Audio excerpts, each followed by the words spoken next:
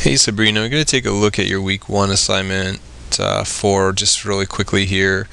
This assignment, really the main thing we want to see with this assignment is what we're seeing for assignment 3 is just a kind of a reinforcement of the basic techniques in a much more difficult kind of situation, a three-dimensional kind of object trying to be reproduced, and also mixing colored pencil with the marker, which isn't something that we really dealt with too much in assignment 1 other than just in an abstract way. So this is more of a purposeful way, which I think makes it a little bit more difficult.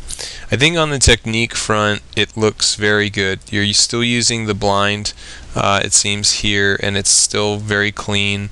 Your edges are being cut very cleanly, and your consistency and kind of the stroke consistency is very good.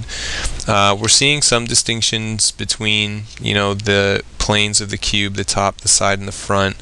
I'd almost like to see just a little bit more distinction between the side and the front plane, just so that you have an easier time of kind of knowing if the light is coming from a certain direction, other than for me right now it just feels like kind of on top. And this is a little bit lighter, but I think it could actually be pushed to be a little bit more light. And I think this is a good kind of dark value to have. So this is more than anything just excuse me, just getting used to your materials and kind of knowing what the grays do and how dark they are. That only comes after using them a little bit. But everything else feels good. Technique, edge quality, and overall craftsmanship of the cube, and perspective as well, feels very good. The other cube is also working out nicely. You've got a light, a medium, and a dark side to things.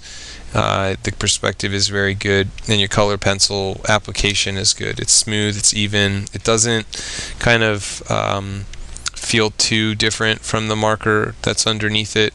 The marker underneath is also just kind of a good neutral base coat that fits well within the scheme of things.